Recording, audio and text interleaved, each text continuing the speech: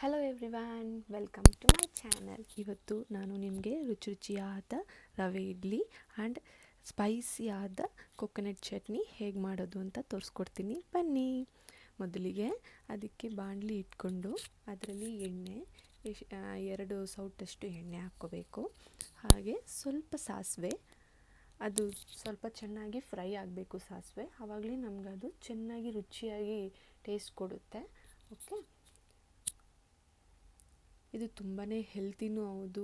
ಯಾರೆಲ್ಲ rice avoid ಮಾಡಬೇಕು, ಟಿಫನ್ಗೆ ಏನಪ್ಪ ಮಾಡೋದು ಅಂದ್ಕೊಳ್ತೀರ, ಖಂಡಿತ ಟ್ರೈ ಮಾಡ್ಬೋದು. ಅದು ಸಾಸಿವೆ ಸ್ವಲ್ಪ ಫ್ರೈ ಆದಮೇಲೆ ಸ್ವಲ್ಪ ಕಡಲೆಬೇಳೆ, ಸ್ವಲ್ಪ ಉದ್ದಿನಬೇಳೆ, ಒಂಚೂರು ಜೀರಿಗೆ ಹಾಕ್ಕೊಳ್ಳಿ, ಅದು ಟೇಸ್ಟ್ ಚೆನ್ನಾಗಿರುತ್ತೆ. ಹಾಗೆ ಸಣ್ಣ ಸಣ್ಣಕ್ಕೆ ಕಟ್ ಮಾಡಿರುವ ಕರಿಬೇವನ್ನ ಸೇರಿಸ್ಕೋಬೇಕು. ಅದು ಚೆನ್ನಾಗಿ ಫ್ರೈ ಆಗಬೇಕು. ಕರಿಬೇವು ಬಂದು ಸ್ವಲ್ಪ ಕ್ರಿಸ್ಪಿ ಆದರೆ ತುಂಬಾ ಟೇಸ್ಟಿಯಾಗಿರುತ್ತೆ. ಮಕ್ಕಳು ಇಷ್ಟಪಟ್ಟು ತಿಂತಾರೆ. ಅಯ್ಯೋ ನನಗಿದು ಕರಿಬೇವು ಬೇಡ ಅಂತ ಯಾರೆಲ್ಲ ಅವಾಯ್ಡ್ ಮಾಡ್ತಾರೋ ಆ ಮಕ್ಕಳೆಲ್ಲ ತುಂಬಾ ಇಷ್ಟಪಟ್ಟು ತಿಂತಾರೆ. ಅದು ಚೆನ್ನಾಗಿ ಫ್ರೈ ಆದ ನಂತರ ನೀವು ರವೆನ ಸೇರಿಸ್ಕೋಬೇಕು. ನಿಮ್ಗೆ ಎಷ್ಟು ಬೇಕೋ ರವೆ ಅಷ್ಟು ಸೇರಿಸ್ಕೋಬೇಕು. ನಾನಿಲ್ಲಿ ಈಗ ಅರ್ಧ kg ಸ್ವಲ್ಪ ಜಾಸ್ತಿ ನಾನು ಸೇರಿಸಿದ್ದೀನಿ.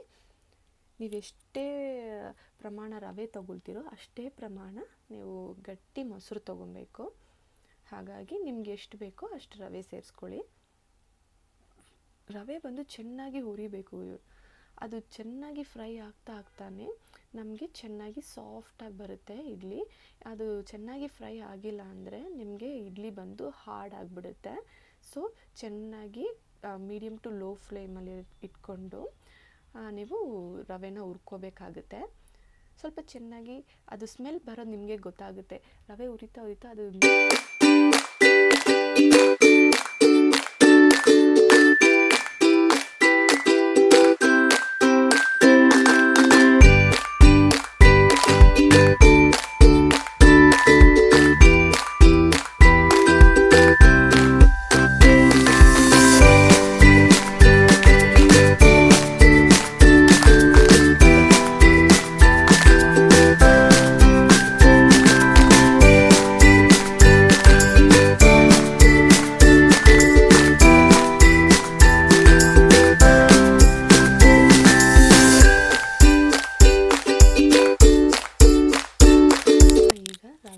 ಫುಲ್ಲು ಚೆನ್ನಾಗಿ ಹುರ್ಕೊಂಡಿದ್ದಾಗಿದೆ. ಈಗ ಸ್ಟವ್ವಿಂದ ಇಳಿಸ್ಕೊಬಿಡೋಣ. ನೆಕ್ಸ್ಟು ಅದಕ್ಕೆ ಮೇಲೆ ಕೊತ್ತಂಬರಿ ಸೊಪ್ಪು ಹಾಕಿ ಅದನ್ನು ತಣ್ಣಗಾಗೋಕ್ಕೆ ಬಿಡೋಣ. ನೆಕ್ಸ್ಟು ನಾವು ಅದು ತಣ್ಣಗಾದ ಮೇಲೆ ಸ್ವಲ್ಪನೇ ಮೊಸರು ಸೇರಿಸಿ ನಮ್ಮ ಕನ್ಸಿಸ್ಟೆನ್ಸಿ ಚೆನ್ನಾಗಿ ಅದು ಇಡ್ಲಿನ ಹಾಕೋ ಕನ್ಸಿಸ್ಟೆನ್ಸಿ ಎಷ್ಟಿರುತ್ತಲ್ವ ಅಷ್ಟಿಗೆ ಮೊಸರು ನಾವು ಕಲಿಸ್ಕೊಬೇಕು. ಬಟ್ ಇದು ಸ್ವಲ್ಪ ಗಟ್ಟಿಯಾಗೇ ಇರಬೇಕು.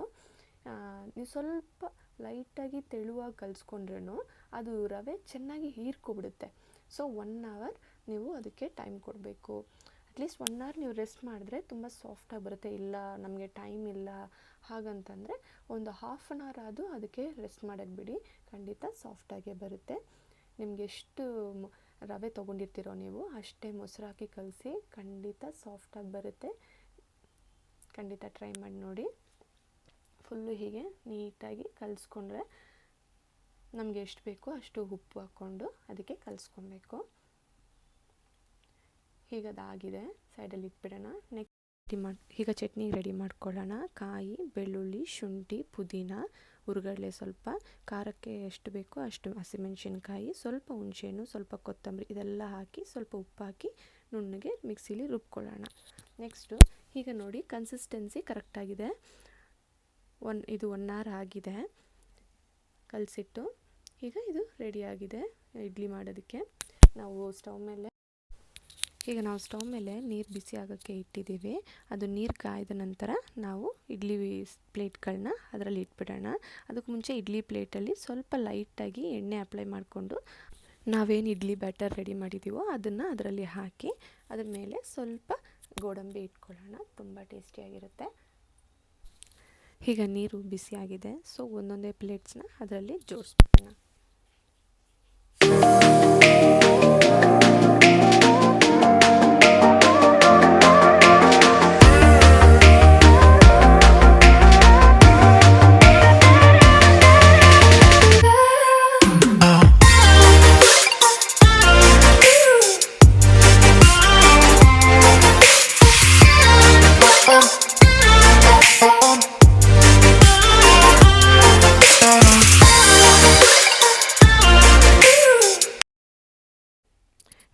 10 ಮಿನಿಟ್ಸ್ ಆಗಿದೆ.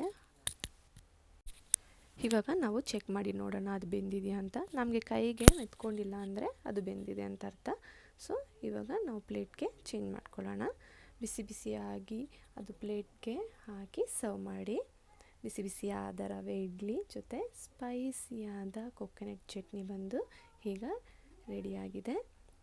ಈ ವಿಡಿಯೋ ನಿಮ್ಗೆ ಇಷ್ಟ ಆಗಿದ್ರೆ ಲೈಕ್ ಮಾಡಿ, ಶೇರ್ ಮಾಡಿ, ಕಮೆಂಟ್ ಮಾಡಿ ಆ್ಯಂಡ್ ಸಬ್ಸ್ಕ್ರೈಬ್ ಮಾಡೋದಕ್ಕೆ ಮರಿಬೇಡಿ. Thank you. Meet you in the next video.